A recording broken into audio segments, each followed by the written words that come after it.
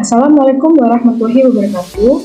Di sini saya Devani Aprilia Santo dengan NIM 2115 1030 1036. Saya akan mempresentasikan terkait soil quality, soil scorecard, visual indicator for assessing soil quality in annual crops.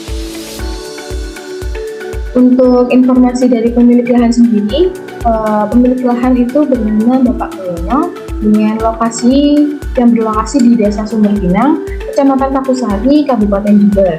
Untuk kedalaman sampelnya sendiri itu 40 cm dengan jenis tanah insectisol, karena jenis tanah yang ada di lokasi Bapak Mulyono itu tergolong tanah yang dewasa dengan tidak adanya akumulasi liar. Untuk kelas drainasenya juga baik. Untuk penggunaan lahan, kebetulan sedang ditanami tanaman pisang sehingga lahannya adalah penggunaan untuk lahan pisang. Untuk GPS-nya sendiri itu ada di lab 8,16336. Untuk uangnya itu 113,74902. Dan pelaksanaan sampling atau pengamatan secara lapang itu ada di tanggal 19 bulan April 2024 dengan soil klasifikasi itu adalah USDA. Untuk textual goodness sendiri itu ini, dan untuk moisture conditionnya itu 95% dan seasonalnya itu warm. Kemudian terkait soil scorecard, visual indicator for assessing atau SQ, untuk visual indikator dari kualitas tanah berupa teksturnya, dia itu memiliki visual score moderate karena teksturnya itu diketahui sandy loam. Kemudian untuk struktur tanahnya sendiri memiliki nilai visual score moderate juga dengan keterangan soil content significant proportions itu 50% of both coarse, cold, and variable fine grade. Dan untuk porositas tanahnya sendiri ada di visual score moderate dengan soil color-nya dia itu moderate juga karena warna tanah dari lahan pisang ini itu gelap dan hampir sama. Untuk number and color of soil mottles itu sendiri good condition karena tidak diketahui sama sekali adanya bercak-bercak yang ada di tanah. Untuk earthworms itu poor, kurang dari 15. Kemudian untuk potential rooting depth kedalaman perakaran ada di 0,4 sampai 0,6 meter dengan kategori moderate. Selanjutnya untuk surface bounding-nya kurang dari 1 sehingga visual score yang good. Untuk surface crusting and surface cover lebih dari 70% sehingga dikategorikan good condition. Untuk soil erosi, baik itu berupa soil erosi dari angin maupun air itu sedikit sehingga visual score-nya good. Kemudian dapat ditarik kesimpulan ketika visual score sudah dikalikan dengan weighting dan hasilnya itu dapat menjadi hasil dari visual score ranking. Nah, ketika sudah ditarik kesimpulan, soil quality index dari lahan yang dimiliki oleh Bapak Mulyono dengan penggunaan lahan pisang itu diketahui nilai visual score rankingnya 29 atau moderate.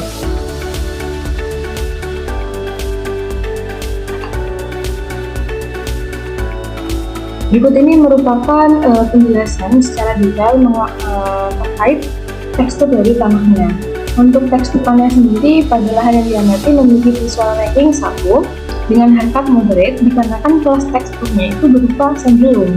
Jadi sandy loam itu atau lumpur berpasir memiliki kriteria yang rasanya agak kasar ketika digigit, kemudian membentuk bola agak keras tapi mudah hancur serta melekat. Tekstur agak kasar ini tuh berasal dari adanya kandungan pasir yang dibuktikan dengan komposisinya yang lebih tinggi menurut Basuki WW 2017, yakni pada tanah dengan kelas tekstur sandy loam itu untuk lihatnya sendiri berkisar antara 15-20%, untuk debu 0-50% dan pasir 50-70%.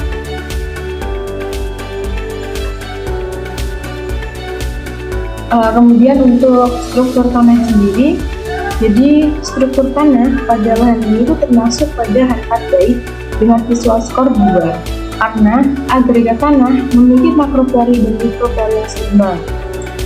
Untuk ruang pori yang tersedia mempunyai hubungan dengan kualitas tanah seperti tingkat infiltrasi yang cepat, permeabilitas, dan ketersediaan air.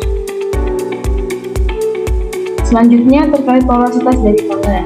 Jadi pada lahan yang dimiliki oleh Bapak Mulyono ini, nilai visual score-nya untuk porositas tanah itu memiliki harkat yang sedang, di mana kondisi tanah yang menunjukkan adanya tahapan konsolidasi dan kondisi tanah antara mikro maupun makronya itu memiliki porsi yang sama.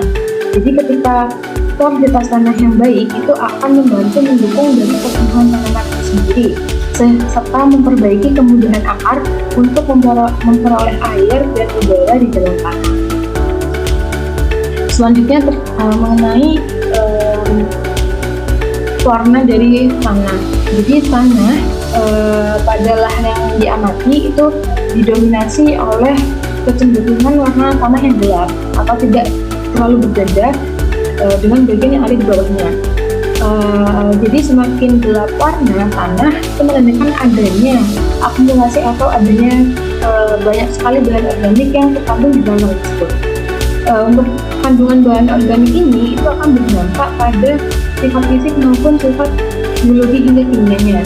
Contoh saja pada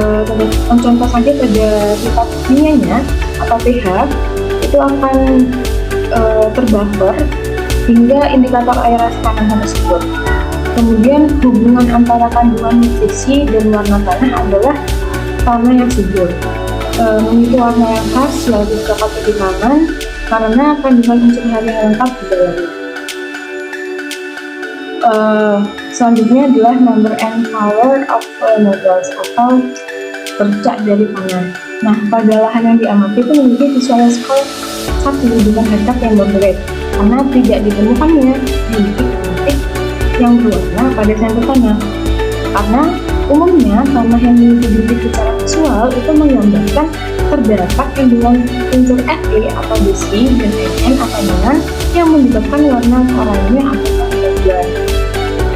Tanah yang minim akan kondisi seperti itu menunjukkan drainasenya yang baik karena tanah tersebut itu kering dan tidak digenangi secara berkala. Ketika tanah tersebut akan tergenangi, maka banyak unsur-unsur Fe yang mulai teroksidasi dan menjadi mulai tereduksi oleh keadaan tersebut. Selanjutnya mengenai earthworm atau fauna tanah. Jadi pada lahan yang diamati ini kondisi tanah minim sekali akan organisme makro seperti halnya adanya cacing tanah, lipa dan sebagainya. Hal ini itu ketika diartikan dengan kesuburan itu cenderung lebih ke tanah yang kurang subur karena earthworm sendiri atau mikroorganisme yang ada di tanah itu memiliki hubungan yang erat karena hubungan cacing tanah dengan kondisi tanah itu penting untuk mengetahui bagaimana indikator dari kesehatan dan kesuburan tanah. Perlu diketahui juga untuk manfaat dari cacing tanah sendiri itu sangat penting untuk meningkatkan stabilitas dari agregat, mengurangi pemadatan tanah, dan meningkatkan ketersediaan unsur hara serta bahan organik untuk pertumbuhan tanaman. Selanjutnya adalah potensial rooting depth atau kedalaman potensial perakaran. Jadi potensial kedalaman akar itu merupakan kedalaman tanah yang berpotensi dapat ditembus oleh akar. Jadi akar itu dapat menetrasi tanah dengan mudah itu sampai sebatas mana. Itu arti dari potensial kedalaman akar. Setelah dilakukan pengamatan dengan detail, jenis tanah ini tuh tergolong cukup miskin untuk kedalaman akar. Karena potensialnya saja teman-teman bisa lihat di sini hanya sampai di sekitar 40 cm sampai 60 cm atau 0,4 sampai 0,6 cm, 0,4 sampai 0,6 meter. Hal ini sesuai dengan jenis tanaman yang ada di sekitar lahannya, yakni tanaman pisang yang lebih dominan ke semak rumputan yang memiliki akar tidak terlalu dalam. Selanjutnya Diosphytes pondy. Jadi untuk visual score itu ada 2. Nah mungkin surface founding sendiri itu merupakan kondisi di mana pada permukaan tanah itu tuh dapat menunjukkan laju infiltrasi berdasarkan lama waktunya yang dibutuhkan air untuk masuk ke dalam pori akar gitu. Nah, untuk skor visual untuk genangan permukaan pada lahan yang saya amati ini adalah 2 atau baik. Hal ini tuh terjadi karena tidak adanya genangan yang didapatkan dari permukaan tanah setelah 1 hari terjadi hujan. Jadi jenis tanah puncak kristal dengan tekstur sandy-loam itu akan mempengaruhi hubungan surface founding. Tanah yang berpori itu akan lebih jauh lebih baik, akan mempunyai hubungan surface founding lebih rendah karena air dapat lebih mudah diserap dan mengalir melalui pori tanah. Selanjutnya adalah surface casting and surface cover. Untuk visual score sendiri ada 2, yakni penutup muka tanahnya sendiri yang saya amati itu telah tertutupi oleh semak-semak seperti tanah kering yang mendominasi hingga 70%. Kemudian ada soil erosi atau erosi dari tanah. Nah, untuk soil erosi sendiri itu visual score-nya 2 atau 3. Untuk kondisi lahan datar dan agak bergelombang, pada kawasan yang saya amati itu memungkinkan terjadinya tingkat erosi yang rendah, sehingga hubungannya dengan ketersediaan nutrisi untuk tanaman itu sedikit karena tidak adanya proses peristiwa leaching unsur hara atau pencucian. Hal ini tuh juga diperkuat dengan studi lapangan juga karena perakaran dari tanaman-tanaman semak itu memiliki akar yang serabut sehingga dapat menahan adanya tanah yang tererosi. Selain itu kecil sekali resiko erosi karena adanya angin. Karena di sini teman-teman bisa lihat untuk lokasinya sendiri itu ada kebun pisang yang di sebelahnya juga ditanami pepohonan ketela atau ubi dan banyak sekali rumput-rumput yang hidup di atasnya. Oleh karena itu, karena banyaknya vegetasi yang hidup, maka perpaduan penutup tanah ini tuh dapat menahan debu dan partikel lainnya tuh terbawa oleh angin.